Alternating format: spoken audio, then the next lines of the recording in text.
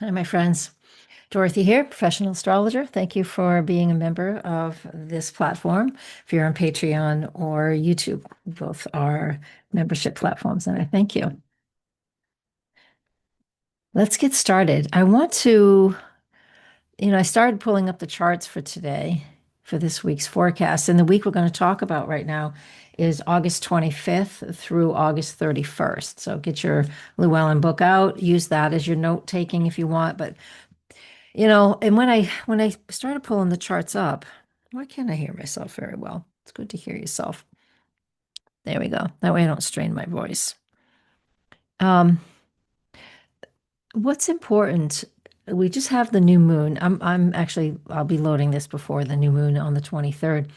And am I going to do a little video on this? There's this meme. I am. There's this, it's all over the place. It's everywhere. It's like this magical black moon that only happens once every 33 years. etc., etc. You know, the science behind it, there's no science behind it, but the information behind it, meaning that this is the third new moon in the season, because there's four new moons in this season, and that happens every 33 years. Okay, I researched it. Yes, that's true. But they're making it like it's a big deal, like there's something special about it. There really isn't. The stuff that's special about it is it's a new moon. New moons are always dark moons. They're always the black moon. It's not black moon Lilith. That's another whole different position in the sky.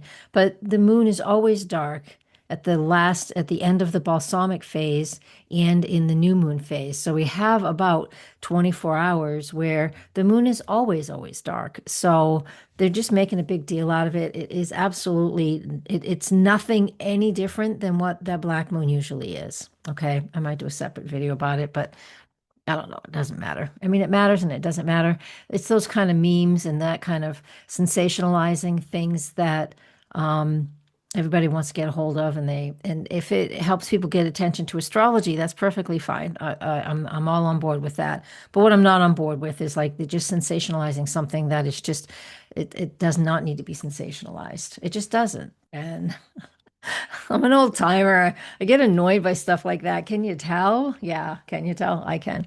And, I don't want it to sound like I'm annoyed by it because I am.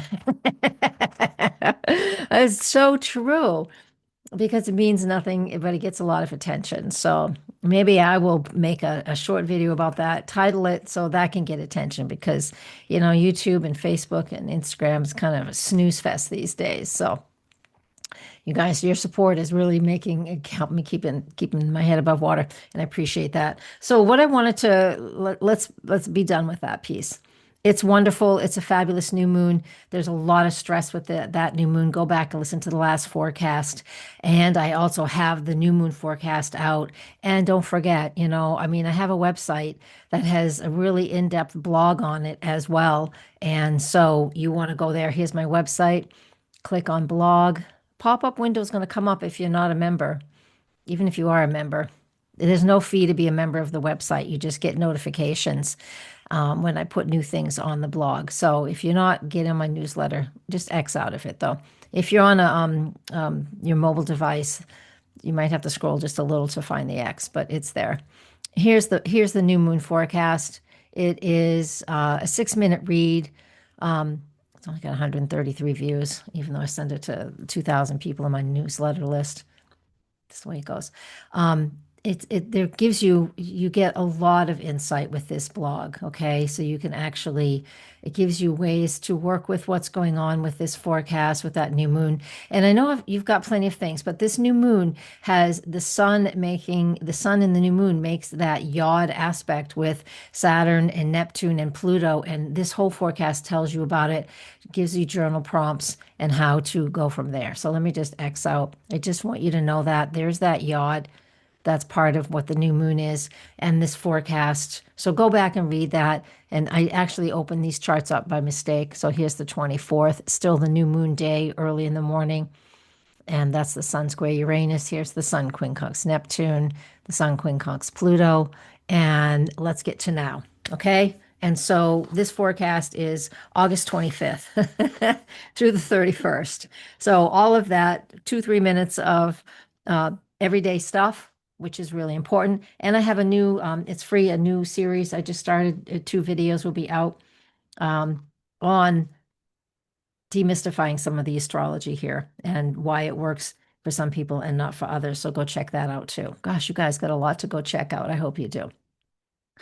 The next forecast that I want to talk about is, and what we want to start with for the week of August 25th is Venus entering Leo. Vino, ooh, that's a wine. Oh, that's interesting. Venus entering Leo, and I like this. And then later in the day, that's at 12:27 p.m. Eastern time. And then later in the evening, just before 9 p.m. Eastern, Venus will make a trine aspect to Saturn. So let's cover those two first. So Venus in Leo, nice, right? The Leo and Venus is what we love, what we value. It's also our finances and our money. So those are two separate subjects because Venus is the ruler of Taurus, our finances and our money. And she is also the ruler of Libra still. We haven't assigned anything else to Libra. And so that's our love and our relationships and who we love, who we value, our self-worth. So I'm going to mix them together, but that's it. So Venus is who we love, what we love, how we love, our beauty, our relationships, our finances, earning money, etc. For those of you, let's start off with one focus to earn money. Venus and Leo. It's about taking something that you're passionate about. Leo is what we're passionate about. It can also be what we're creative. So if we're passionate about something that we're creative with, this could be an opportunity for you to do something with that to get that out to maybe earn some money, whether it's whatever it is, digital products and physical products. I don't care.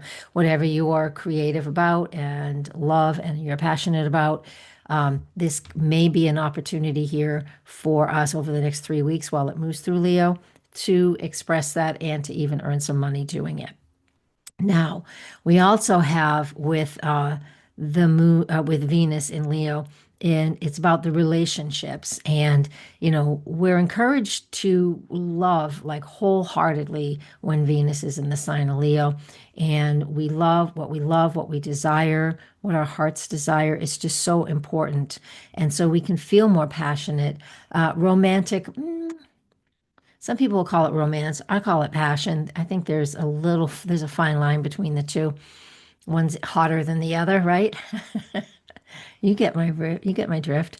And so we can be drawn more towards fun experiences, creative experiences, being authentic, being who yourself, being just, feeling confident and being engaging in the things that you're passionate about, whether it's creative, whether it's your relationships, whether it's using your creative skills to earn some extra money, all of those things, the potential is there. Now, the first aspect that it does make, and here it is, also on Monday the 25th, just before 9 p.m. So we'll feel this all day no matter what. And that is Venus making that trine aspect over there to Saturn. Now it's almost making the aspect to Neptune. We'll get that. That's where it's romantic.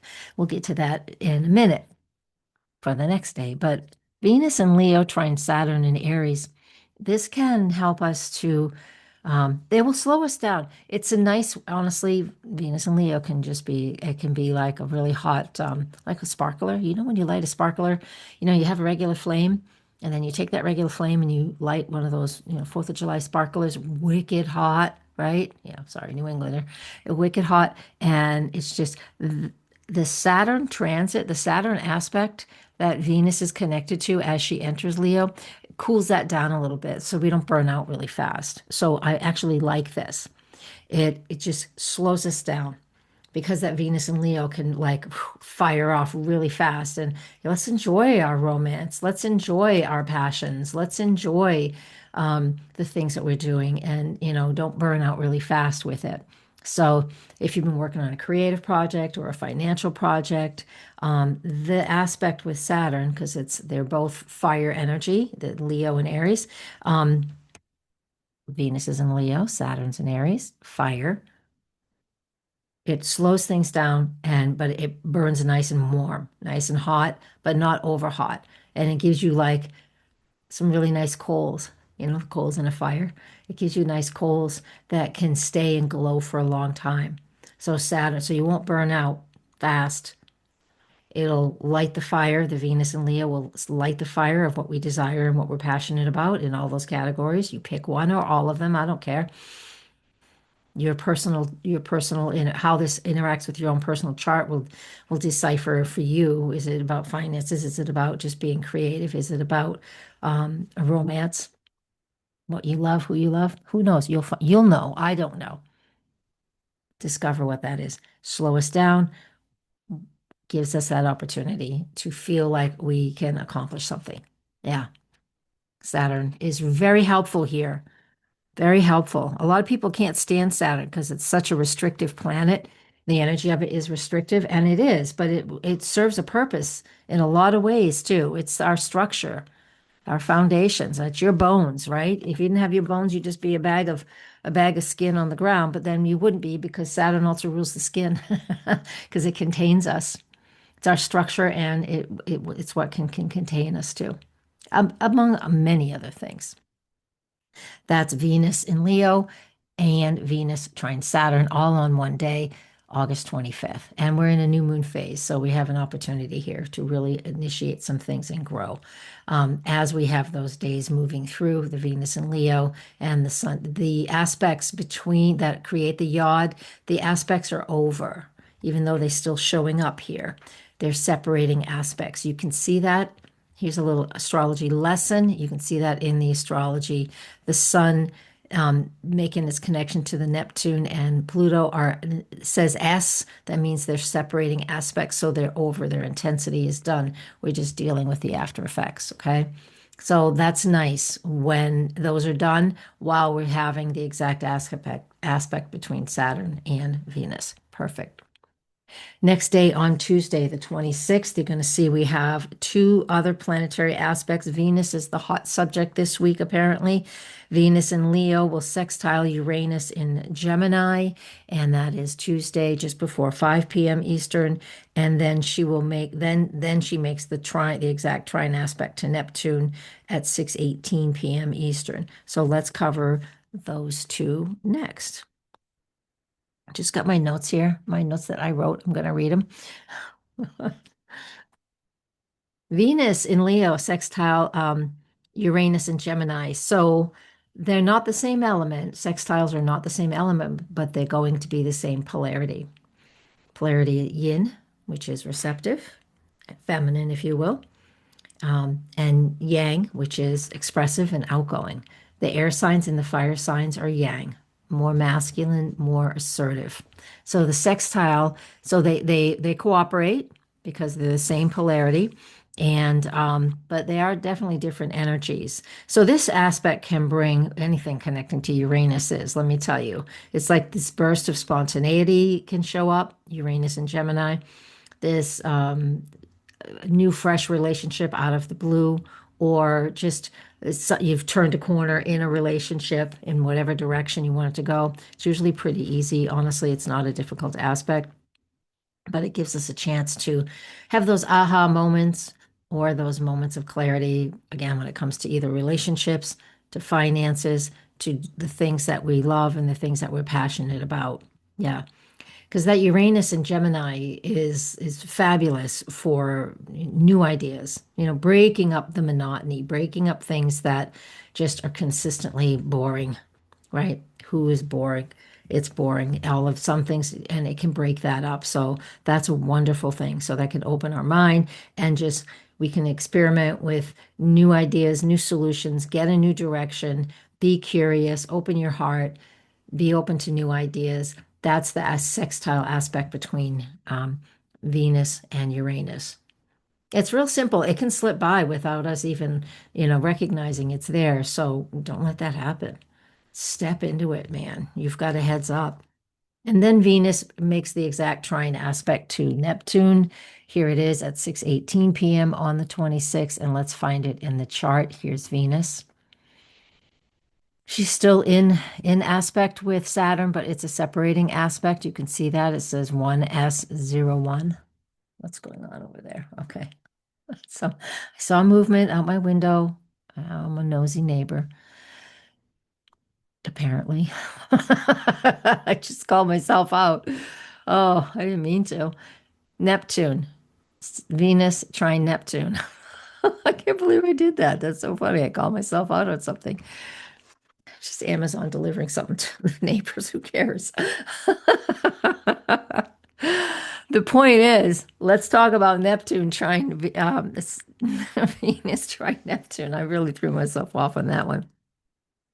This is where we can really tap into the romance because when when Venus is, in Leo, that's really driven into passion. I mentioned that when Venus went into the sign of Leo. But the point is, Venus making that sextile to Neptune, that's where things slow down, where we can tap into our imagination, Neptune.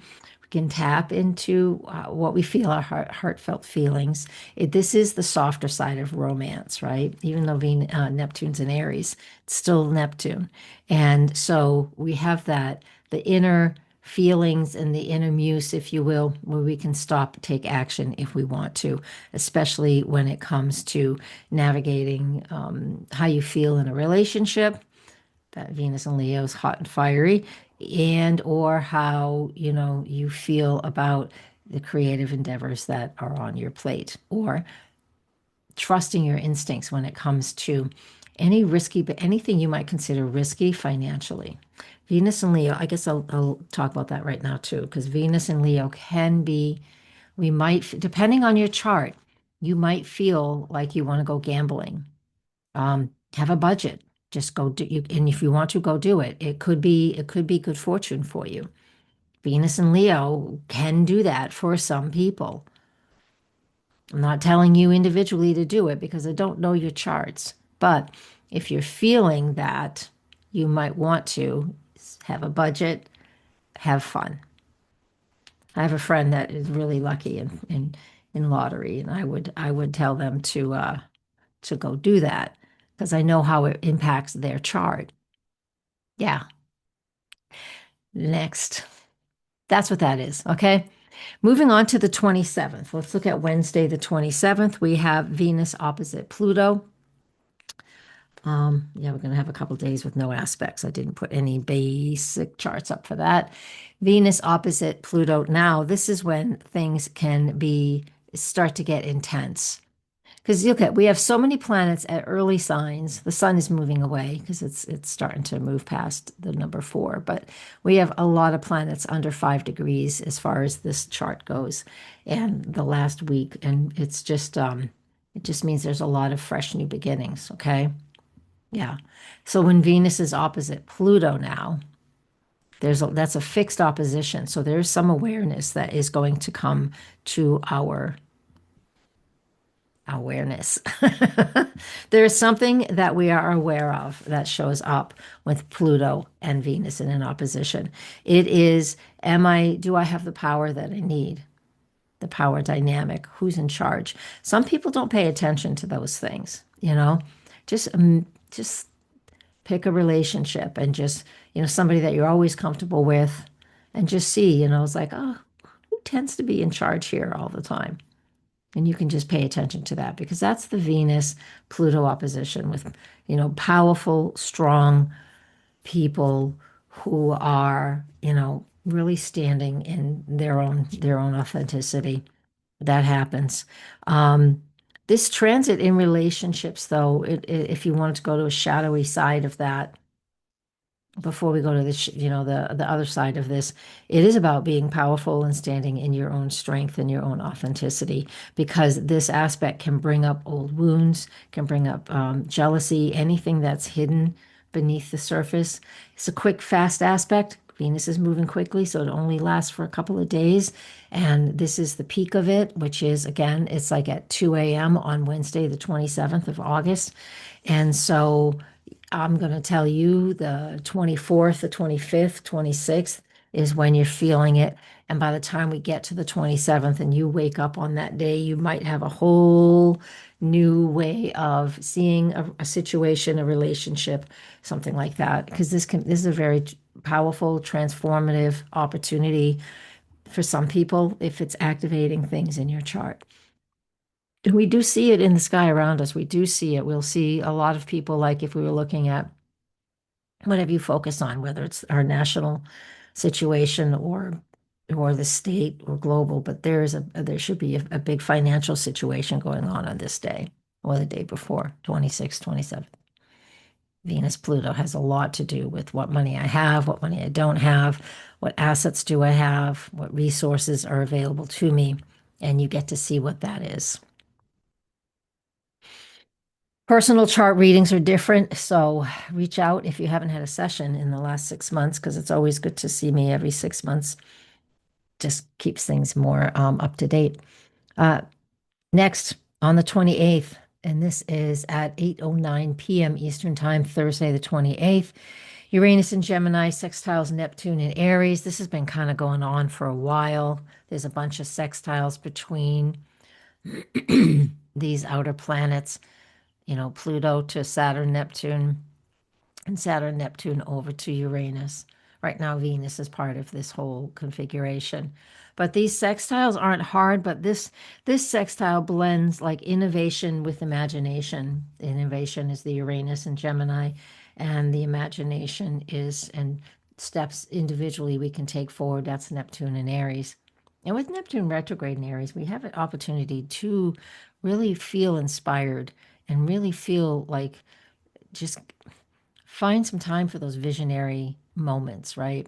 Find time to slow down, to stop, to meditate, to contemplate certain questions or certain things in your life, because that's what this aspect is really, really good for. Creative problem solving, spiritual growth, and new understandings of what's going on for you in this really big changing world. It's quite unique. And you can see in the sky there too, we have this grand trine in water between the moon in Scorpio, North Node in Pisces, and Jupiter in Cancer. Yeah, my iced coffee is over. Mhm. All right. The last aspect is on August 31st. So before I get to that, let's just take a quick peek at August 29th. I don't need to put up a chart for that. It's just the moon's in Scorpio. Yeah, that's what it is. Here's the 29th is when the moon in Scorpio makes the, nice tight aspect. I think I'll see if I can animate this chart. I cannot. Let's try it here. That's the chart we were just talking about. So let me animate this. There we go. We'll just go ahead one day. No, we'll go ahead by the hours. This is hours. This is the Earth spinning, by the way, folks. Yes, it goes opposite the compass. And we're watching the moon because it's at 14. So we want to get it to 17 or 18. There it is. So 8 in the morning on the 29th, Friday the 29th, this grand trine in water between these three is nice because it gives us, moon in Scorpio is a nod over to Pluto. And we just talked about the aspects of Venus with Pluto. But the point is, it's like it just adds to it and it gives us this, what does it do for us? It gives us this opportunity. I want you to spend some time going a little bit deeper is what I really want you to do. That's what we really need to do with this, is to spend some time going a little bit deeper to discover what our spiritual path is. What's the spiritual path now? You don't have to get too delulu on it, but you can get woo-woo, however you want to say it. And but it wants you to get into a deeper meditation just at this point in time. I would do it before I wake up. I would do a meditation in the morning before getting out of bed. Doesn't have to be at this time of day, but just before you get out of bed in the morning, set some intentions around what you're feeling, what your family's going through, and or your own spiritual path. There's a lot of different opportunities here because of the three different zodiac signs. Okay, let's go back to that last image. And then on the 30th, the moon enters Sagittarius at 10 in the morning. And yeah, I like that. It's a nice second quarter coming up. We have the second quarter on this day. So throughout the day of Saturday, the 30th of August, with the moon in Sagittarius making a trine to Saturn and Neptune and opposite Uranus and sextile Pluto and trine Venus, all of these things are easy aspects. There's fire, which means there's action and movement. Do I still have that chart up? I don't. There's action and movement. That's fine. We'll just go to the 20 to the 30th. 1, 2. That moon in Sag, look, it's making a great fire trine. Earlier it was a water trine. Now on Saturday the 30th, it makes a bunch of fire trines and an opposition to Uranus and a sextile to Pluto. Really nice. Really nice. It's a great Saturday. I know it's not quite, is it Labor Day weekend? It is, and here in New Hampshire, here in the United States, I don't know who's on what level here right now. Here in the United States, it's the Monday after this is a holiday. It's called Labor Day. And so have fun, guys. This is like a really nice last hurrah, like big summertime parties. I like that all the planets are in fire signs. So hopefully it's a nice warm day for here in New England. It goes cold fast. But this is nice. It's fun. It's playful. Just be our authentic selves is what this is telling us, and that is all day on Saturday, August 30th. And then we're going to go to that last chart, which is that first quarter moon in Sagittarius. So the sun is Virgo and the moon is Sag, and it's a mutable square. Means 9 months ago we had a new moon here. I'll talk about that momentarily. But what we have with that first, it was December 1st, 2024. We had a new moon right around 8 degrees of Sag, and now we're at the first quarter. So that is where we discover and we know that things that we've been working on since that new moon back in 9 months ago, December 1st, 2024, there is challenges and decisions that need to be made. Mutable squares are easy, so just look around you, whatever projects you may have initiated or new moon goals you set December 1st, 2024. Now you can sift and sort through it, see what is still appropriate and what you want to put more energy into. That's how that works. It's called the lunar gestation cycle. The last 3 years, 9-month increments. We've gone through that before. Now, for those of you who aren't interested in that, because that is rather deep, but it's also really useful. It's only been a week since the new moon. And so whatever you may have initiated with that 0-degree new moon, zero for Virgo, yes. And it's now time to start to put attention towards whatever it is that you've been working on for just that 1 week. I like the longer version of this because of this lunar phasing work, because 1 week is just barely nothing. They fly by. I mean, I don't have time to work on anything. I might have set my intentions a week ago. There's not enough time. Time is crazy. It either flies or it drags its ass. It's terrible. I don't know which I like better. I don't like either of them. I want a steadier pace is what I want.